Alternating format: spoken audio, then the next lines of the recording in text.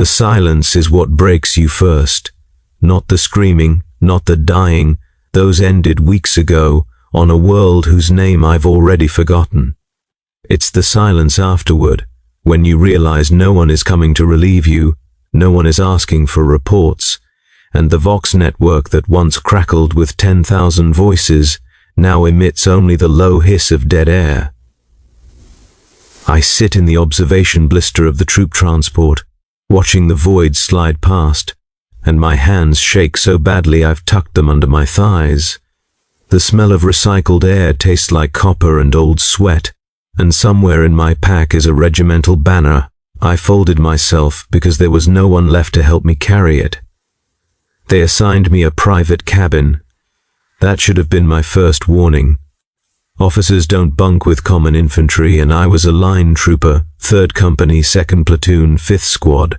I carried a las rifle whose power pack I replaced 47 times during the campaign. I knew the names of the men who flanked me in formation. Torvald on my left, Jens on my right, and behind me always Mikhail, who hummed the same 3 bars of a song his mother taught him. When the shipmaster's adjutant showed me to the cabin, a space meant for a colonel at least, I asked if there'd been a mistake. She looked at me with eyes that held no pity, only a kind of administrative exhaustion, and said, "You're the regiment now, this is your berth." Then she closed the hatch and I heard the maglock engage from outside. I didn't understand yet. I thought I was being quarantined, that perhaps I carried some plague from the surface, some spore or infection the Medicae wanted contained. I stripped and examined every inch of my skin under the cabin's harsh lighting, searching for discoloration or lesions, but found only the usual scars and grime. My uniform smelled like promethium smoke and something sweeter, something I didn't want to identify. I burned it in the cabin's waste incinerator and watched the fabric curl and blacken, and only then did I realize I was burning the last physical evidence that 3rd Company had ever existed. The campaign lasted 137 days. We made planetfall in good order, 10,000 strong, supported by armor and artillery, with full logistical chains and a mandate to reclaim a forge complex from heretical forces. The initial briefings were optimistic. Our colonel, a man named Brandt, whose face I can still see when I close my eyes, told us we'd be home by winter. We cheered. We actually cheered. I remember the sound of it, 10,000 voices rising in the embarkation hangar, and how the noise echoed off the vaulted ceiling like thunder. Torvald elbowed me in the ribs and said something about spending his combat bonus on a new coat. I never found out if he had family waiting for him. By the time I thought to ask, his body was 3 kilometers behind me, cooling in the ruins of a ceramics plant. The heretics were supposed to be poorly armed. Cultists, mostly, with a smattering of corrupted industrial workers and maybe a few rogue military units. What we found instead was an army that knew the terrain, that had fortified every choke point and seeded the approach routes with mines that our Auspex sweeps somehow missed. We lost 200 men in the first day, stepping off the landers onto a killing field that had been meticulously prepared. I remember the sound, not explosions, but the wet thumping noise of bodies being thrown into the air and coming apart before they hit the ground. Mikhail stopped humming after that. They sent us forward anyway. There were objectives to secure, a timetable to maintain. The forge complex covered 200 square kilometers, a sprawling nightmare of refineries and smelting plants and hab blocks stacked 40 stories high. Every window was a firing position. Every alley was a trap. We fought building to building, floor to floor, sometimes room to room, and the casualties mounted so quickly the company clerks stopped updating the rosters. I don't know when 3rd Company ceased to exist as a functional unit. Maybe it was the 3rd week, when we got cut off in the Eastern District and had to eat our way through 3 blocks of entrenched resistance just to rejoin the main advance. Or maybe it was the 5th week, when a artillery barrage fell short and vaporized our command squad, leaving us leaderless and confused while the enemy counterattacked. I killed my first man on day 9. He came around a corner in a narrow corridor, wearing a flak vest painted with symbols that hurt to look at directly, and for a moment we just stared at each other. Then I shot him in the chest 3 times and he fell backward, and I stepped over him and kept moving because that's what you do. By day 20 I'd stopped counting. By day 30 I'd stopped feeling anything when I pulled the trigger, and by day 40 I realized I couldn't remember what I'd felt the first time. The killing became mechanical, something my body did while my mind wandered elsewhere, and I think that's when I started to die in ways that had nothing to do with bullets or blades. We were ordered to hold a depot on day 53. It was a squat ferrocrete structure filled with machine parts and lubricant barrels, tactically worthless but symbolically important according to the briefing. 4th and 7th companies were assigned to the position along with what was left of 3rd Company, maybe 300 of us by then, mixed squads with no clear chain of command. The heretics wanted it badly. They attacked for 6 straight days, waves of them, and we killed them by the hundreds until the bodies piled so high outside the main entrance that we had to set them on fire to clear fields of fire. The smell was unbelievable. It saturated everything, seeped into our clothes and hair and mouths, and even now, alone in this cabin, I can taste it when I breathe too deeply. On the 6th day, something changed. The attack stopped. We waited in silence, rifles trained on the smoke-blackened approaches, and then the Vox crackled to life with a transmission from regimental command. They were pulling back. The entire offensive was being abandoned. We had 30 minutes to extract before the Navy leveled the district with orbital fire. I remember looking at the man next to me, I didn't know his name, he was from 7th Company, and seeing my own disbelief reflected in his face. We'd held for 6 days, lost hundreds, and now they were just leaving. We ran. The extraction was chaos. Half the regiment was scattered across the complex, some units out of Vox range entirely, and the shuttles couldn't land in the heavy industrial zones. We fell back toward the original landing fields, fighting running battles through streets we'd cleared weeks ago and that were now full of enemies again. I lost track of Torvald somewhere in the smoke. Jens took a round through the throat and drowned in his own blood while I dragged him toward an aid station that turned out to be overrun. Mikhail made it to the landing field, got aboard a shuttle, and then the shuttle took a rocket on ascent and came apart like a toy. I watched it happen from 200 meters away, saw the fireball and the debris raining down, and I felt nothing. 3 shuttles made it off that world. 3 out of 40. I was on the last one, crammed into a cargo bay with maybe 60 others, and as we climbed toward orbit I looked down through the viewport and saw the Lance strikes beginning. Pillars of white fire punched through the atmosphere and turned entire districts into glass. The forge complex, the depot, the streets we'd bled for, all of it erased in seconds. Someone near me was praying, someone else was sobbing. I just watched and felt the rumble of the engines through the deck plates and wondered if this was what it felt like to be dead. They sorted us on the fleet carrier. Medical checks, debriefings, processing. I stood in line for hours, shuffling forward 1 step at a time, and slowly realized that the line was getting shorter, but not because people were being processed quickly. I started paying attention. Men would reach the front, speak to a clerk, and then be directed to different sections of the ship. Most went left, toward the barracks decks. A few went right, toward the medical bays. But some, and it took me a while to notice this, simply disappeared. They'd step through a hatch, and it would close behind them, and they wouldn't come back.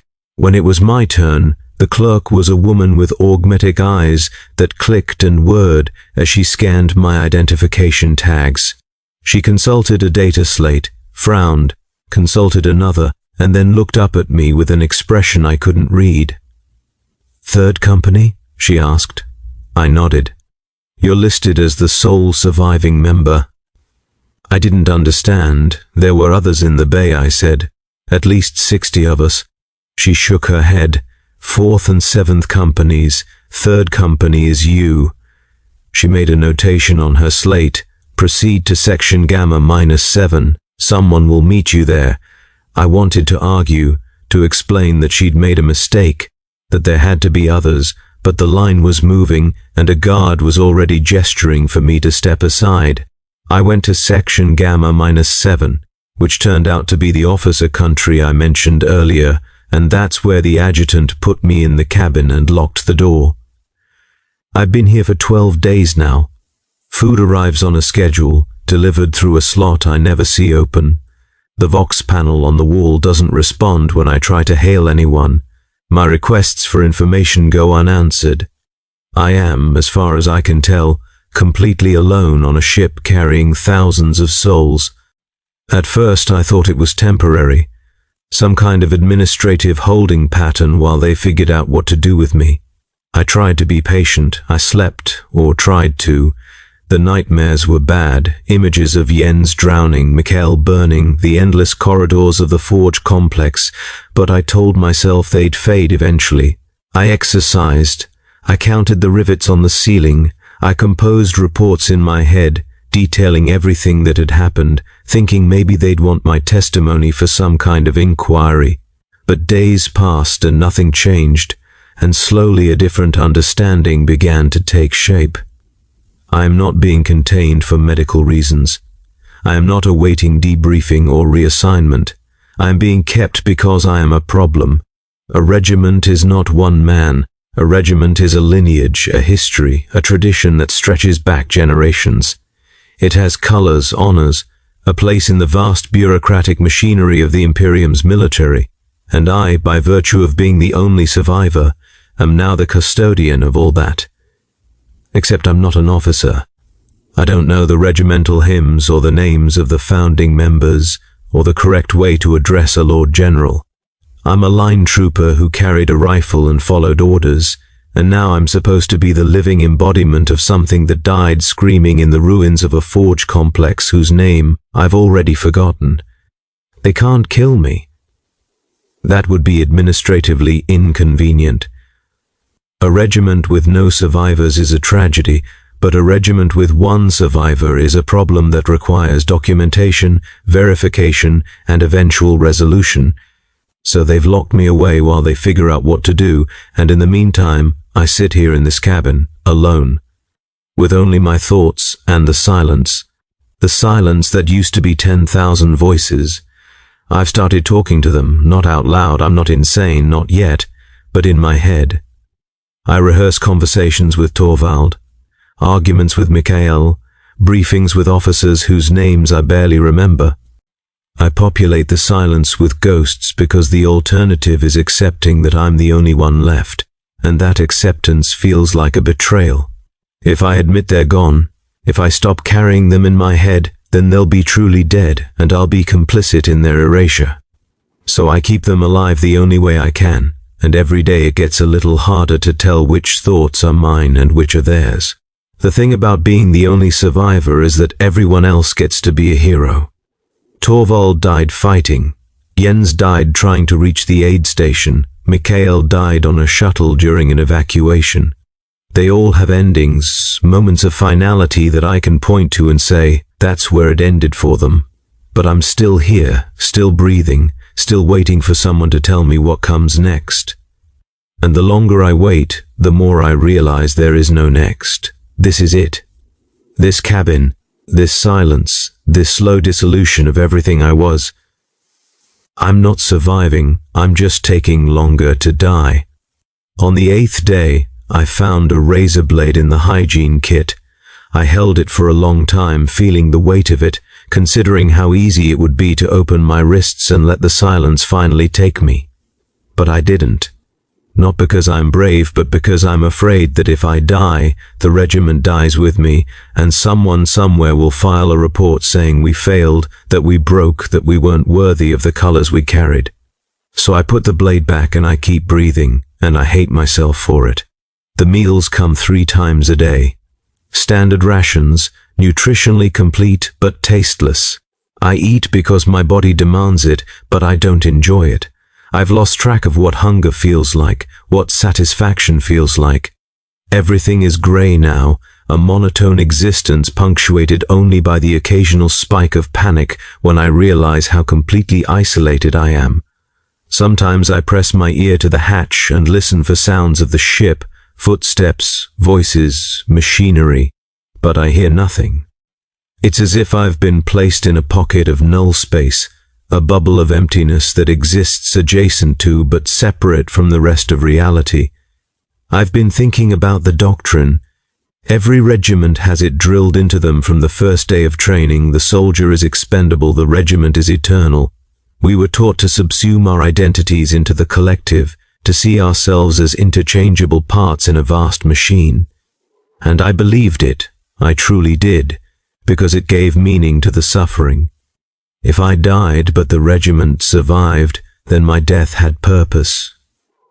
But what happens when the regiment dies and the soldier survives?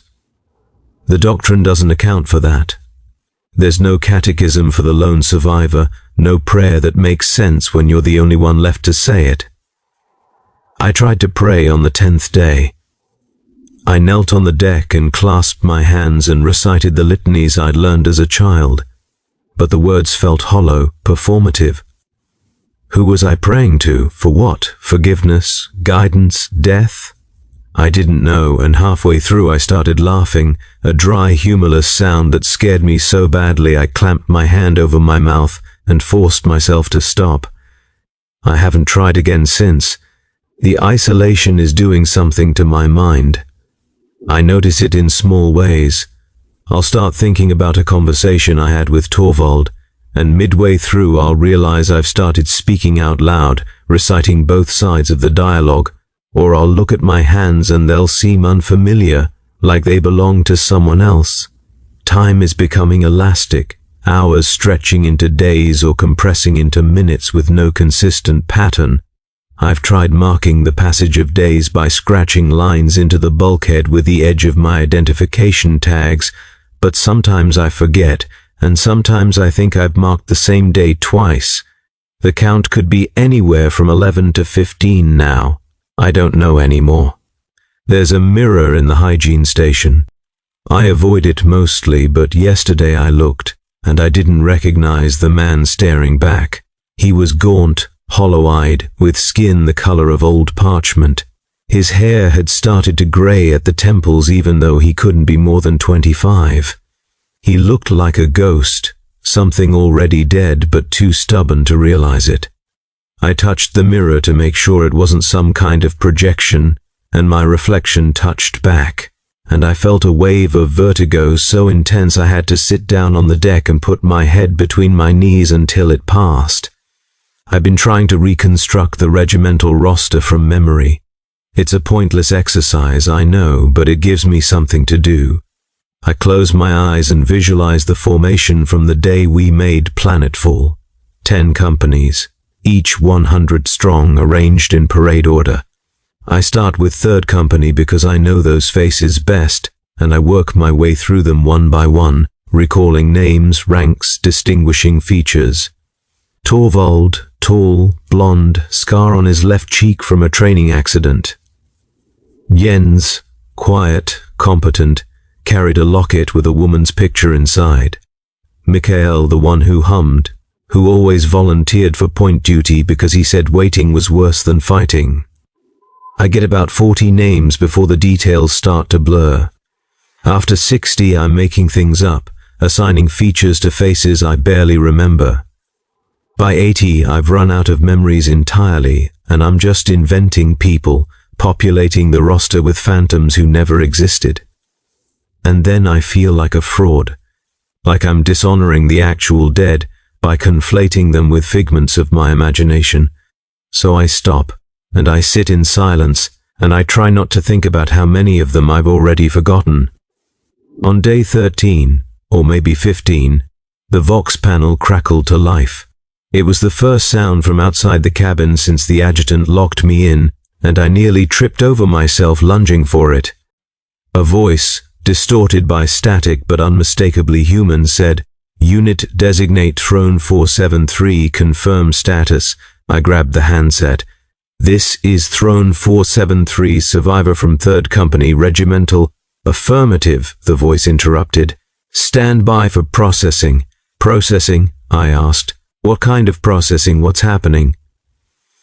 But the vox went dead again, and no matter how many times I keyed the transmit stud, no one answered. I stood there for I don't know how long, handset pressed to my ear, listening to the hiss of dead air and feeling something cold settle in my chest. Processing. The word echoed in my head, taking on new and terrible meanings with each repetition. Processing like meat. Processing like waste. Processing like a problem that needs to be resolved. I haven't slept since then. Every time I close my eyes, I hear that voice, flat and emotionless, reducing me to a designate and a status query. I pace the cabin, 7 steps from bulkhead to bulkhead, and I try to think of what comes next. They're going to do something to me. I'm certain of it now. They've kept me isolated away from the rest of the crew, and now they're preparing to process me, whatever that means. Maybe they'll execute me quietly and file a report saying the regiment had no survivors. Maybe they'll mind-wipe me and reassign me to some penal unit where my inconvenient existence won't disrupt the bureaucratic narrative. Or maybe, and this is the thought that terrifies me most, they'll keep me alive indefinitely, a living relic stored away in some archive, preserved but never acknowledged. I can't let that happen. I won't. I've been carrying the regiment in my head for days now, keeping their memories alive, and if I let them erase me, then everything we did, everything we suffered, will be for nothing. So I've made a decision. When they come for me, and they will come, I'm certain of it now, I'm going to fight. Not with weapons, I don't have any, but with testimony. I'm going to make them hear me. I'm going to tell them about Torvald and Jens and Mikael, about the depot and the forge complex and the 6 days of hell we endured for objectives that meant nothing. I'm going to make them acknowledge that 10,000 men died on that world, and that their deaths mattered, even if the campaign was a failure. It's a futile gesture. I know that. They'll sedate me or restrain me or simply ignore me until I exhaust myself, and then they'll proceed with whatever processing they have planned. But I have to try. It's the only thing I have left. The hatch opened this morning. No warning, no announcement. The maglock disengaged with a heavy clunk, and the door swung inward, and standing in the corridor was a figure in the dark robes of the priesthood, flanked by 2 armored guards. The priest was old, his face more augmetic than flesh, with eyes that glowed a faint amber in the dim light. He looked at me the way you'd look at a malfunctioning servitor, with clinical detachment and a hint of irritation. "Come," he said. I didn't move. "Where?" "For processing," he said, as if that explained everything. "I want to speak to someone," I said. "An officer, someone who can—" "Come," he repeated, and the guard stepped forward. I could have resisted, should have, maybe, but what would be the point? They'd just drag me, and I'd arrive at my destination bruised and humiliated instead of defiant. So I walked, flanked by the guards, following the priest through corridors I didn't recognize. The ship was enormous, a void-faring city, and I'd only ever seen a tiny fraction of it. Now, as we walked, I glimpsed other sections, vast cargo holds filled with equipment, barracks decks where off-duty crew lounged or drilled, chapels where the faithful murmured prayers to saints I didn't know. Life everywhere, continuing as if nothing had happened, as if 10,000 men hadn't died screaming on a world whose name no one remembered. We descended.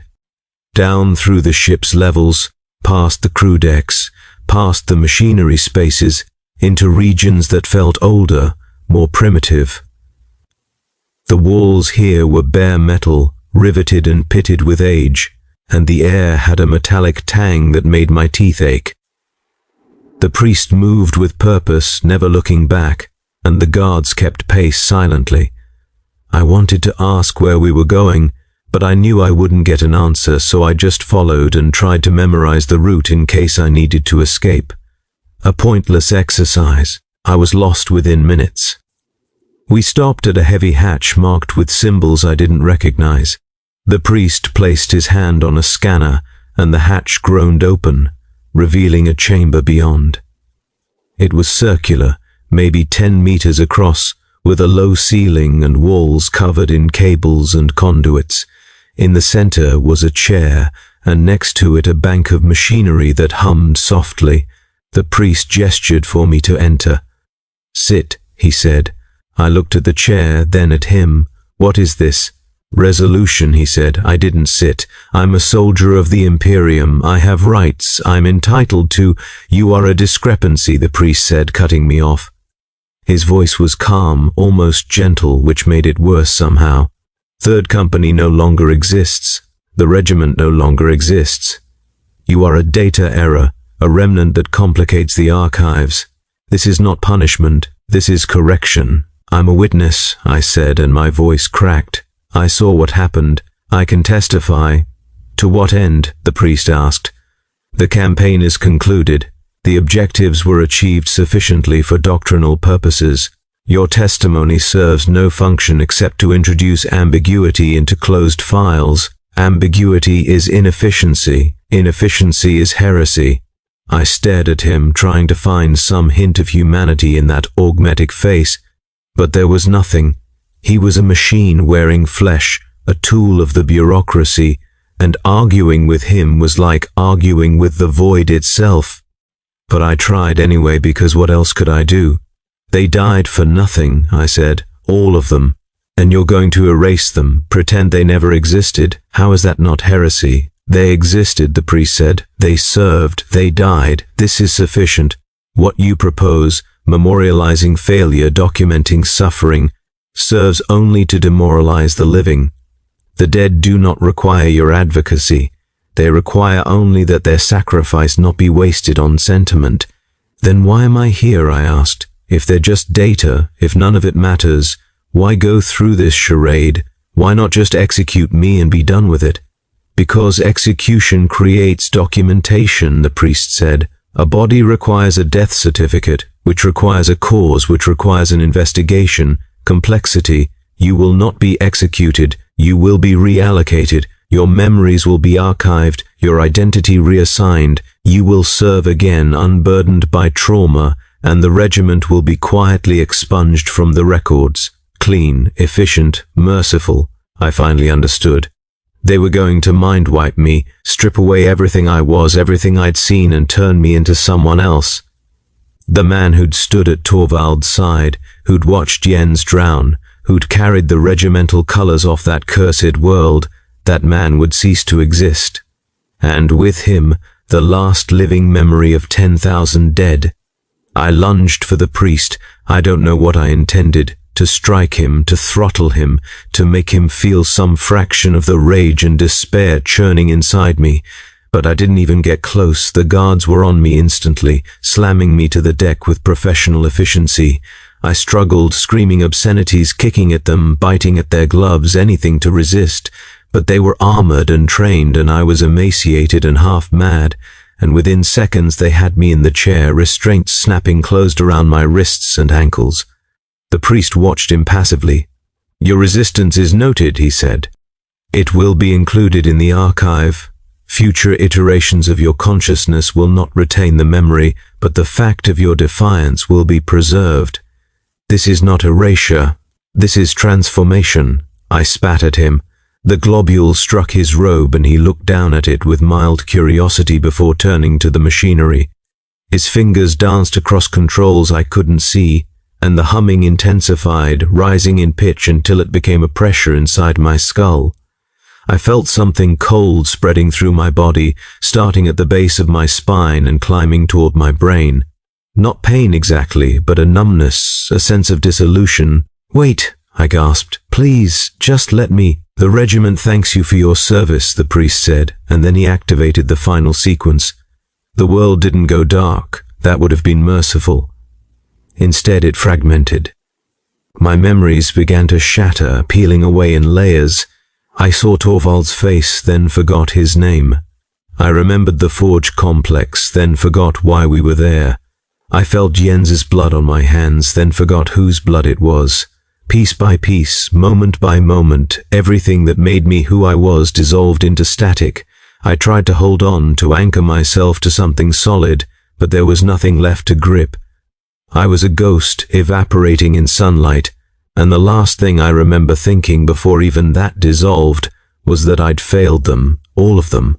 I couldn't keep them alive even in memory, and now they'd be gone forever, and it was my fault. I wake in a narrow bunk, in a barracks that smells of sweat and gun oil. Around me other men are stirring, grumbling about the early hour. Someone, I think his name is Torvald, elbows me and says something about the mission briefing. I nod, though I'm not sure why. My head feels strange, like there's an empty space where something used to be, but when I try to focus on it, the feeling slips away. We form up in the corridor. The sergeant calls roll, and when he reaches my name, I respond automatically. 3rd Company, 2nd Platoon, 5th Squad. I've always been 3rd Company, I think. There's a flicker of doubt, a shadow at the edge of my thoughts, but it's gone before I can examine it. We march toward the embarkation deck. Someone behind me is humming the same 3 bars of a song over and over. It's annoying but also comforting, familiar in a way I can't explain. I want to turn around and tell him to stop, but when I do, I can't remember why I cared. The humming continues, and I fall back into step, and the empty feeling in my head grows a little larger. The transport bay is vast, filled with thousands of soldiers in identical uniforms. We're making planetfall today, part of a campaign to reclaim something important. I don't remember the briefing details, but I know my role: carry the rifle, follow orders, stay alive. Simple. The man next to me, Torvald, I'm certain now, says something about being home by winter, and I smile because it seems like the right response. But underneath the smile, in a place I can't access, something is screaming. We board the landers. The engines roar to life, shaking the deck, and as we lift off, I catch a glimpse through the viewport of the ship we're leaving behind. For just a moment, I think I see a light flickering in one of the lower sections, a tiny beacon in the darkness, but when I blink, it's gone. Probably just a reflection. The soldier across from me catches my eye and nods. I nod back. We're comrades now, brothers in arms, and we'll face whatever comes together. The lander breaks atmosphere, and the viewport fills with fire, and I feel a strange sense of déjà vu, like I've done this before, like it didn't end well the first time. But that's ridiculous. This is my first combat drop. I'm certain of it. The fire fades and the world below comes into view. A sprawl of grey structures stretching to the horizon. Somewhere down there is an objective, an enemy, a purpose. I check my rifle, ensure the power pack is seated properly, and wait for the order to deploy. Around me, 9,999 other soldiers do the same.